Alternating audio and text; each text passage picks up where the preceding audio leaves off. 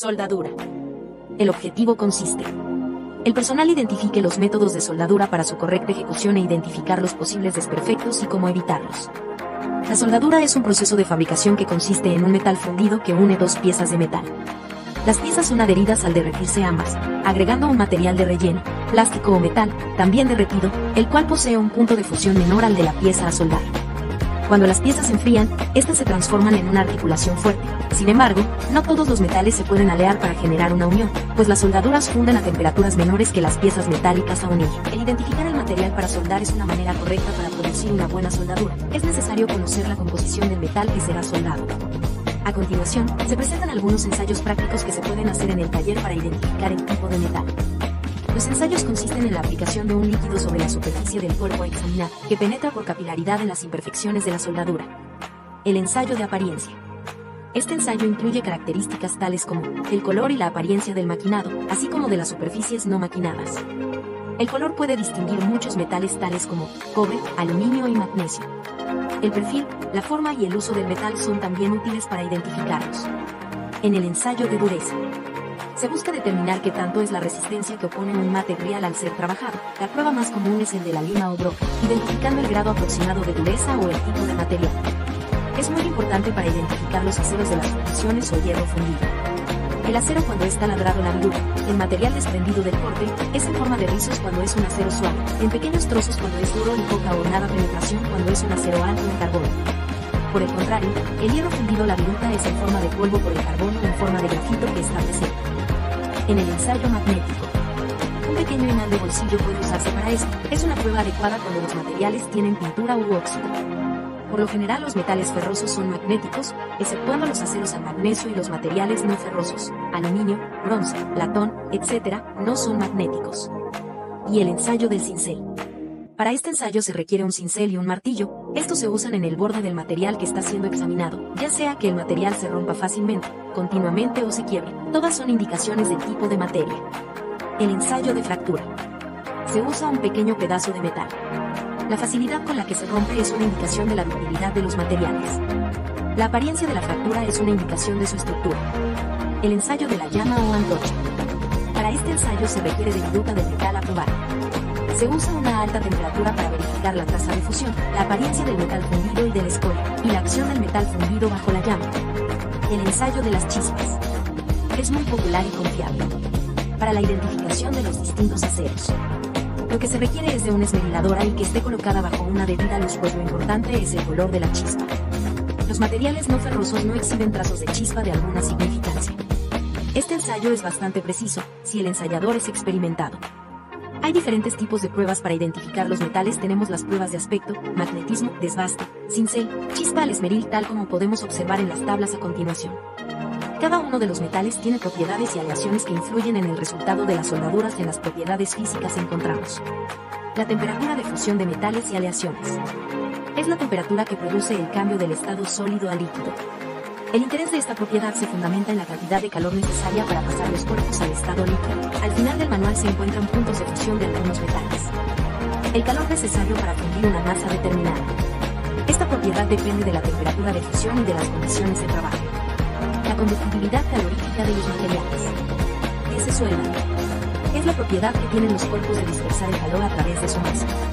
Esta propiedad es muy importante ya que, por ejemplo, en la soldadura de cobre y acero, aunque el cobre tenga una temperatura de fusión de 1083 C, baja que en acero, 1450 C, se necesita más calor para soldar el cobre. La dilatación y contracción.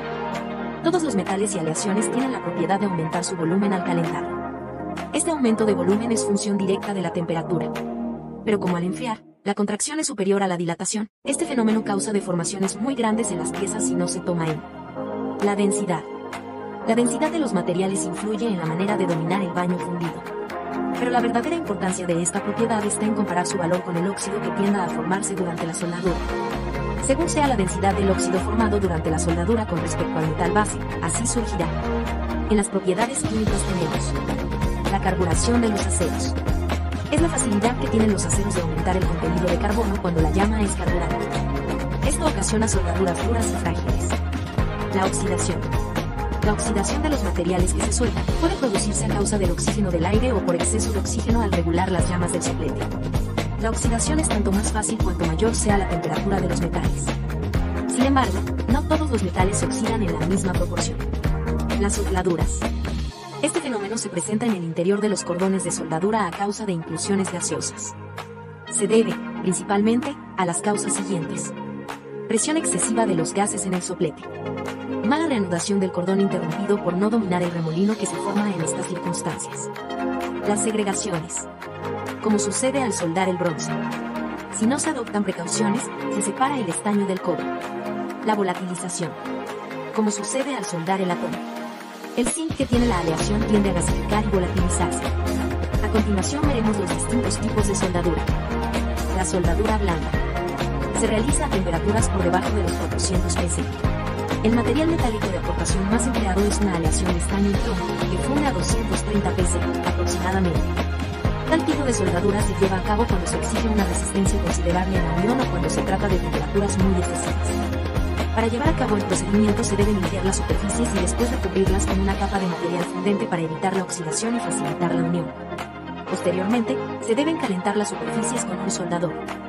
Cuando la superficie alcanza la temperatura de fusión del metal de aportación, este se aplica y se deja secar hasta que las uniones se endurezcan. Aunque la soldadura blanda es muy fácil de efectuar, presenta el inconveniente de que su resistencia mecánica es menor que la de los metales soldados. Además, da lugar a fenómenos de corrosión. Mientras que la soldadura fuerte. Con este método se alcanzan temperaturas de hasta 800 C. Asimismo, se utilizan aleaciones de plata y estaño o de cobre y zinc. Como material fundente para cubrir las superficies y eliminar el óxido, se emplea el bórax. Mientras, un soplete de gas aporta el calor necesario para la unión. Las uniones de soldadura fuerte correctamente realizadas son resistentes y duraderas y permanecen ajustadas.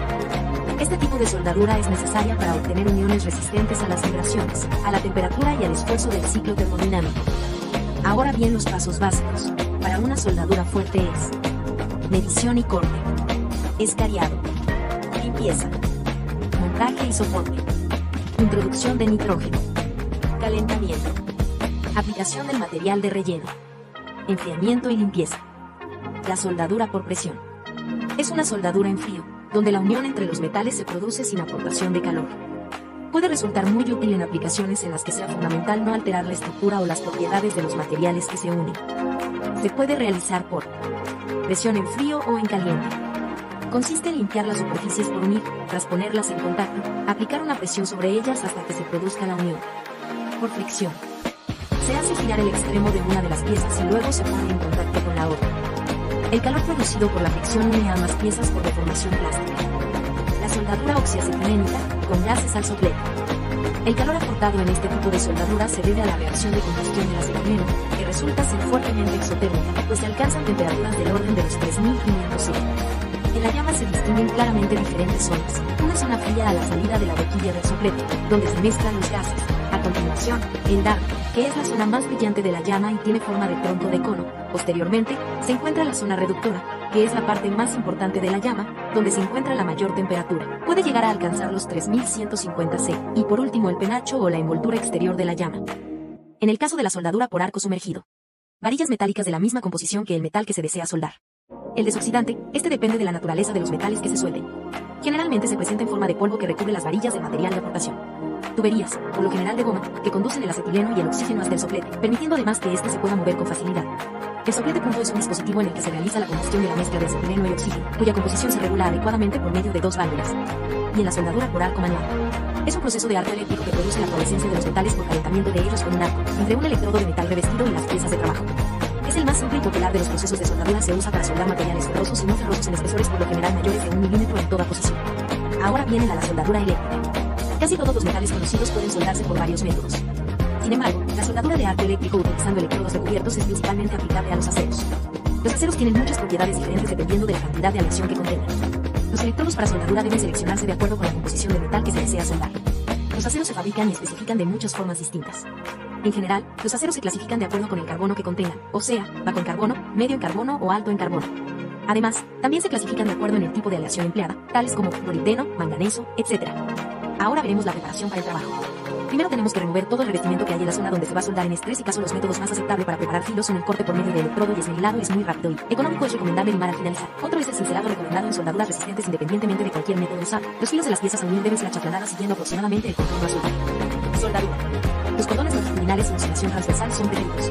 Cuando se llenen grandes cavidades, comenzar con astillas, rellenando gradualmente hacia el centro. Convendrá un recubrimiento previo de foco espesor a toda el área a soldar. Si el metal base está muy contaminado, se limitará porosidad en este recubrimiento delgado. En tal caso, se recomienda quitar con cincel esta primera capa y repetir el procedimiento. Hacer cordones intermitentes para evitar excesivo calor localizado. Mantener una distancia de arco entre 1/8 y 3/16. Mantener el arco sobre el charco y el metal fundido, no permitiendo que este vaya adelante del mismo. Para piezas delgadas de formas complejas, aplicar la técnica de hacer cordones intermitentes y punteados, partiendo del centro hacia los extremos. Para los espesores de metal hay diferentes medidas, se debe ver si es menor o mayor y aplicar la indicada. En cada caso, reiniciar el arco haciendo siempre contacto con la soldadura previamente depositada. Martillado. No es necesario para la mayoría de las aplicaciones. Si preocupan las tensiones residuales, golpear suavemente con un martillo de bolo, después de depositar el cordón. El tratamiento térmico post-soldadura. No es esencial, pero puede ser usado para obtener mejor maquinabilidad del metal adyacente a la zona de soldadura. La dureza en esta zona es función de la composición del metal y de la velocidad de enfriamiento. Procurar que la velocidad de enfriamiento no sea mayor de unos 50/diagonal/hora. Los métodos de soldadura. Utilizar el método correcto y seguir las medidas de seguridad adecuadas es indispensable para llevar a cabo una soldadura fuerte y libre de fricciones. Sin importar el método con el que se trabaje, siempre se debe contar con equipo de protección personal, trabajar en un lugar seguro y contar con medidas de precaución, tanto para salvaguardar la vida del técnico, como para garantizar la protección de los equipos. Las posiciones más comunes para soldar son la soldadura horizontal, la soldadura sobre la cabeza, la soldadura plana. Observemos algunos de los símbolos que observarás frecuentemente. Tanto el patrón como el trabajador están obligados a cumplir ciertas normas para llevar a cabo el trabajo de manera correcta y adecuada. El patrón está obligado a mostrar autoridad en todo momento que sea solicitado, además de llevar a cabo la supervisión y el análisis de los posibles riesgos que conlleven las actividades a realizar, así como de informar a los trabajadores cómo hacer cada una de las actividades a desempeñar en llevarla a cabo de manera correcta y adecuada y capacitar a las y los trabajadores de manera constante. Contar con un programa de 3 acuerdo a las actividades que se van a realizar, así como de portar el equipo de protección en todo momento y de manera correcta. Se debe de contar con todos los materiales y equipos de protección en caso de rescates y someter a exámenes médicos específicos a los trabajadores que realizan actividades de corte y soldadura y botiquín de primeros auxilios. En las obligaciones de los trabajadores tenemos que participar en la capacitación continuamente que nos ofrece el patrón, realizar las actividades acorde a los procedimientos y técnicas correctas, utilizar siempre el equipo de protección adecuado que nos brinda el patrón, someterse a los exámenes médicos específicos, esto con la finalidad de seguir salvaguardando su salud, respetar y tener despejadas las áreas de los extintores para su uso oportuno en caso de necesidad. La empresa deberá contar con las delimitaciones para realizar las actividades de soldadura y el trabajador de respetar estas áreas utilizar al menos el siguiente equipo de protección personal conforme al proceso de soldadura o corte que se emplee: caretas o lentes con sombra de soldador, protección facial, capuchas, monjas, respirador para unos, peto, mandil, guantes para soldador, polainas, mangas y zapatos de seguridad. Revisar siempre su equipo que esté en buenas condiciones para su empleo en la NOM 004 STPS 1999 y en la NOM 026 y STPS 1998 en las instalaciones eléctricas que proporcionen energía a los equipos de soldadura y corte, y restringir el paso a las áreas en las que se realizan las actividades de soldadura y corte, y contar con ventilación natural o artificial antes y durante las actividades de soldadura y corte en las áreas de trabajo.